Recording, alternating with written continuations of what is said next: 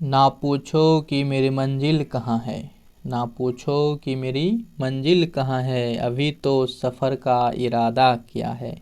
ना हारूंगा हौसला उम्र भर, ये मैंने किसी से नहीं खुद से वादा किया है।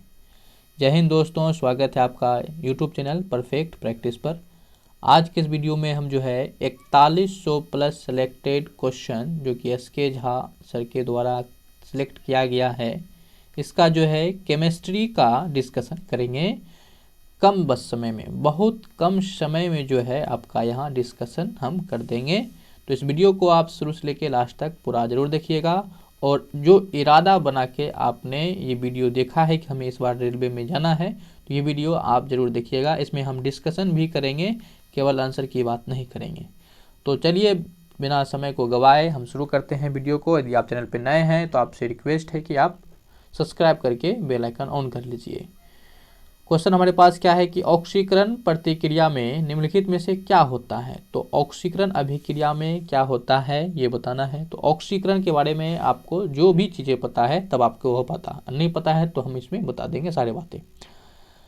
ऑप्शन क्या है, इलेक्ट्रॉन में वृद्धि होती है। नहीं, ऑक्सीकरण की जो क्रिया में ऑक्सीजन की इलेक्ट्रॉन की वृद्धि नहीं होती है, क्योंकि इसमें जो होती है इलेक्ट्रॉन का त्याग होता है। क्या होता है, इलेक्ट्रॉन का त्याग। जब इलेक्ट्रॉन का त्याग हो जाएगा तो इलेक्ट्रॉन का कमी हो जाएगा। तो ये बात सही है, इलेक्ट्रॉन की कमी होती है।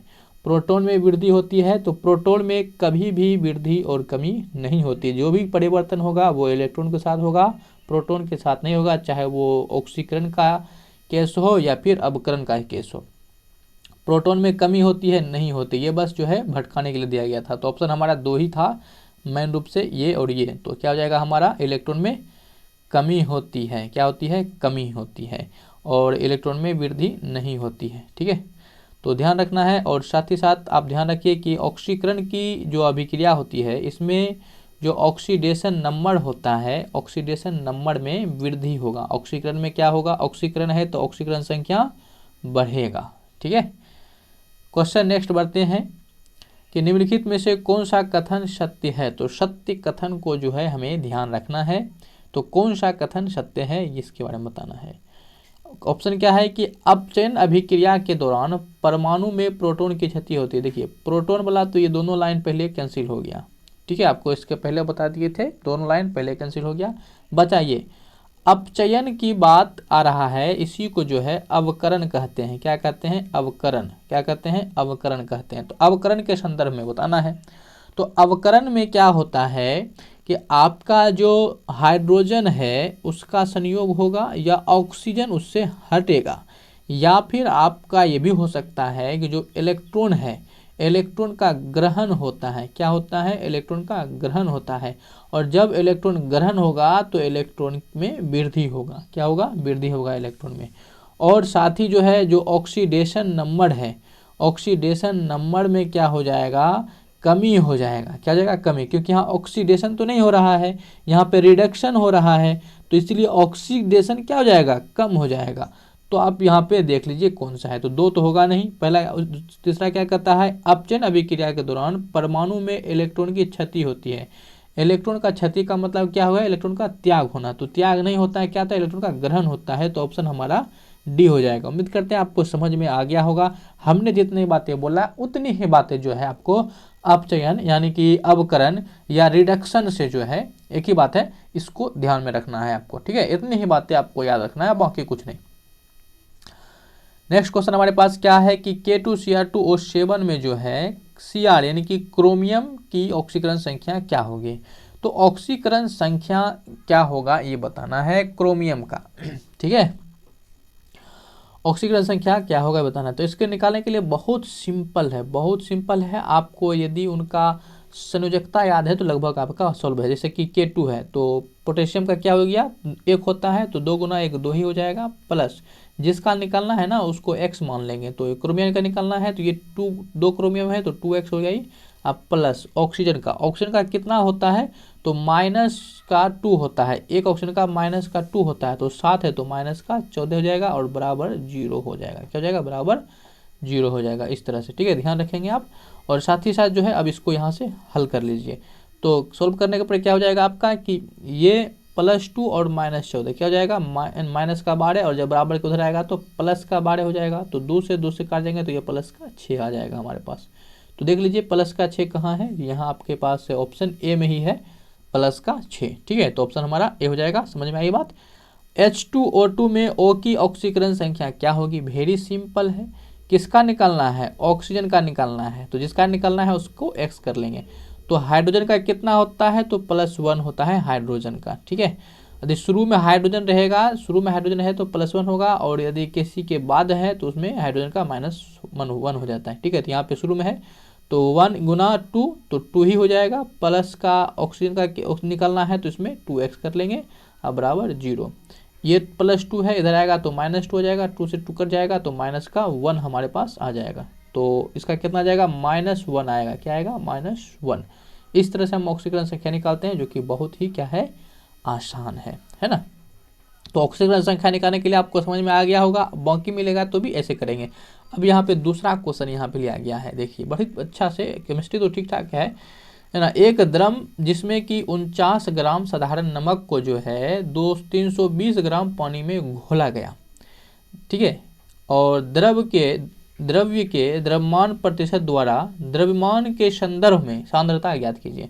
देखिए सांद्रता, आप द्रव्यमान के संदर्भ में आप सांद्रता कैसे निकालेंगे, तो देखिए आप क्या करेंगे, जो चीज़ घुला रहे हैं उसके अंदर, यानी जो चीज़ घोल है, तो घोल किस में है, 49 ग्राम साधारण नमक डाल रहे हैं आप, नमक डाल रहे हैं, चीनी डाल रहे हैं, कुछ और डाल रहे हैं, तो वो घोल जो हो गया आपका, उसी के संदर्भ में आपको टोटल के करके रेशियो में निकालना है। तो 49 हो गया हमारा, और टोटल कितना हो गया, 320 और 49, 320 और 49 को जोड़ लीजिएगा तो कितना हो जाएगा, ये 50 होता, तो 70 में एक कम हो गया, तो आपका ये 369 हो गया। ठीक है, तो इतना गुना प्रतिशत में निकालना है।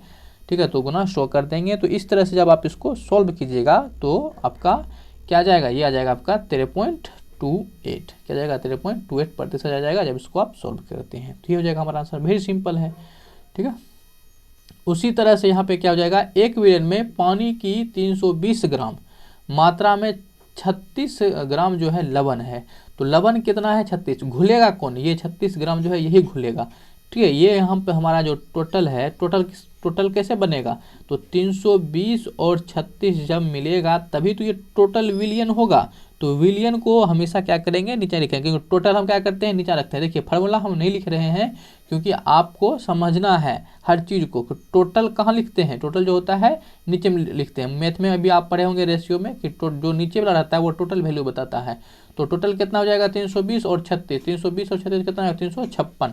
तो 356 तो हमारा क्या आ गया, टोटल आ गया। तो 356 जो है हमारा टोटल हो गया, किसके संदर्भ में, 36 के संदर्भ में। ठीक है, तो इस गुना 100 कर दीजिए, बस हो जाएगा। तो 100 गुना करिए 3600 हो जाएगा, यहाँ 356 है। जब आप इसको डिवाइड करके आप जब हल करेंगे तो ये आपके पास क्या आ जाएगा, वेरी सिंपल है। इसको जब आप करते हैं, ठीक है, तो ये हो जाएगा आपका 10 पॉइंट जो है 11 हो जाएगा, ऑप्शन सी क्या हो जाएगा, 10 पॉइंट ये। बढ़ते हैं नेक्स्ट क्वेश्चन की तरफ। क्वेश्चन हमारे पास क्या है कि ये भी जो है उस तरह का न्यूमेरिकल है, फिर से एक और प्रैक्टिस आपको मिल जाएगा। ठीक है, तो क्वेश्चन क्या है कि 150 ग्राम पानी में 50 ग्राम चीनी घोलकर बनाए विलियन में मौस प्रतिशत के जरिए मौस का सांद्रता निकालिए। तो क्या करना है, टोटल विलियन कितना हो रहा है बताइए, टोटल कितना हो रहा है, तो 500 और 50 कितना हो रहा है, 200, कितना हो रहा है, 200, किसके संदर्भ में, 50 ग्राम के संदर्भ में, तो 50 ग्राम गुना कितना कर देंगे, 100। ठीक है, तो ये हुई कितना हो गया हमारा, 00 से 00 खत्म, 00 से 00 खत्म हो गया, और ये हमारे पास क्या आ गया, इस तरह से 50 का आधा 25%। तो ऑप्शन हमारा क्या हो जाएगा, सी हो जाएगा इसका 25%। ठीक है, बहुत सिंपल है। नेक्स्ट क्वेश्चन हमारे पास है कि गैस के अनुगति सिद्धांत के आधार पर निम्नलिखित में से औसत्य कथन पहचाने। यहाँ पे गौर करना है आपको, औसत्य कथन जो गलत है गैस के आधार पे, गैस की जो गुण है उसके सिद्धांत पे आपको बताना है कौन असत्य है, यानी गलत कौन है। ठीक है, तो ऑप्शन हमारा क्या है, गैस अत्यंत सूक्ष्म एवं समरूप गुणों से निर्मित होते हैं। ठीक है, तो ये क्या है आपका, बिल्कुल भी सही है, ये कथन बिल्कुल सही है कि गैस जो है बहुत ही सूक्ष्म होता है और समरूप गुण से निर्मित होता है। ठीक है ना, दूसरे पास क्या है कि गैस के अणुओं के मध्य सशक्त आकर्षण बल कार्य करता है। तो सशक्त आकर्षण का मतलब क्या हो गया, मजबूत आकर्षण बल नहीं, ये गुण जो है सशक्त आकर्षण बल जो है ये ठोस का है, सॉलिड का है, गैस का नहीं है। तो ये हमारे पास गलत हो गया और हमें गलत ही खोजना था। तो ऑप्शन समझ गए ना मेरा, क्या आंसर हो जाएगा, ये हो जाएगा। और तीसरा क्या है, संपूर्ण गैस के आयतन की तुलना में गैसीय अणुओं का आयतन नगण्य होता है। बिल्कुल, पूरे गैस है उसमें से थोड़ा बहुत गैस का क्या होगा, कम ही होगा आयतन, है ना। तो इस तरह से होगा, तो ध्यान रखिए। और चौथा क्या है कि गैसीय अणुओं द्वारा पात्र की आंतरिक सतह से टकराने पर दाब उत्पन्न होता है। बिल्कुल, आपको पता है कि गुब्बारे है, तो गुब्बारे के अंदर जब आप क्या करते हैं, कोई चीज़ भरिएगा तो ये क्या करेगा, इसकी दीवार पे है ना बल लगाता है, तभी तो ये गुब्बारा क्या होता है, फूलता है। तो इसलिए ये बात भी सही है। ऑप्शन गलत कौन था, तो हमारा बी था, और यही इसीलिए हमारा क्या जाएगा, यही हमारा आंसर हो जाएगा। ठीक है, नेक्स्ट बढ़ा जाए। यहाँ पे बोयल के नियम आपसे पूछ लिया गया, तो बोयल के नियम नहीं पता है तो अभी जान जाइएगा, आप घबराइए मत, वीडियो को पूरा देखिए। बोयल के नियम के अनुसार, तो बोयल का नियम क्या कहता है ये बताना है। देखिए, आपको यदि पता होगा तो बोयल का जो नियम है उसमें ताप को जो है वो नियत रखता है। ठीक है, ताप को नियत रखता है। तो ताप यहाँ पे नियत रहेगा, तो ताप यहाँ पे नियत रहेगा, यहाँ पे ताप नियत नहीं है, तो ये हमारा ऑप्शन गलत हो जाएगा। ये भी ताप यहाँ नियत नहीं है, यहाँ पे गलत हो जाएगा। तो बाकी समझ में आ गया ना, ताप नियत रहता है बोयल के नियम में, तो ये दो ऑप्शन तो ऐसे ही हमारा कैंसिल हो गया। हाँ, तो कहता है क्या है, कहता है यदि ताप नियत है, ताप नियत है, तो जो गैस की कोई निश्चित मात्रा ले लिया जाए तो उसका जो दाब होगा वो उसके आयतन का व्युत्क्रमानुपाती होगा, यानी कि भी व्युत्क्रमानुपाती 1/p। भी मतलब उसकी आयतन हो गया, p मतलब उसका प्रेशर यानी दाब हो गया। तो इस तरह से होता है, यानी कि ये व्युत्क्रम का संबंध होता है। और इसी को जब आप लिखेंगे तो आप ऐसा लिख सकते हैं, एक नियतांक ले सकते हैं कि इतना, और या फिर इसी को जो है आप फार्मूला के आधार पे आपको हो सकता है बोयल का नियम क्या होता है, तो ये V1/V2 बराबर, यहाँ क्या होगा बोलो, P1 होगा कि P2 होगा, यहाँ P2 होगा और नीचे P1 होगा, क्योंकि व्युत्क्रमानुपाती है इसलिए V1 के सामने P2 और V2 के सामने P1 होगा। ठीक है, तो ये आपको मिल सकता है। और साथ ही एक तो आपको ये बता ही दिए, दूसरी बात भी आप ध्यान रखिए कि जो गैस का दाब है, बोयल के नियम के अनुसार जो गैस का दाब है वो उसके घनत्व का समानुपाती होता है। गैस का दाब घनत्व के समानुपाती होता है, लेकिन ताप नियत होना चाहिए। ठीक है, ये ध्यान रखेंगे। तो इस तरह से जो होता है आपका क्या होता है, बोयल का नियम होता है। तो ऑप्शन हम यहाँ देख लेते हैं कौन सा है, तो ए तो होगा नहीं, सी तो होगा नहीं, बी क्या कहता है, नियत ताप पर, ताप नियत है, इसमें भी ताप नियत है। दिए गए किसी द्रव्यमान के दाब आयतन के गुणनफल के स्थिर रहता है, तो ये आपका पी भी बराबर स्थिरांक दिया हुआ है। क्या ये सही है, देख लेते हैं। पी और भी में तो संबंध है ही, पी और भी में ही ना संबंध बताता है। ठीक है, पी और भी में संबंध। अच्छा, ये व्युत्क्रमानुपाती आपका ये समानुपाती हो गया, ऐसा नहीं है, तो हमारे पास ऑप्शन बी ही बचता है, यही हो जाएगा। ये वाला कैसे निकलेगा, इसको देख लीजिए। भी व्युत्क्रमानुपाती 1/p आता है, इसी को आप जो है लिख सकते हैं भी बराबर k/p।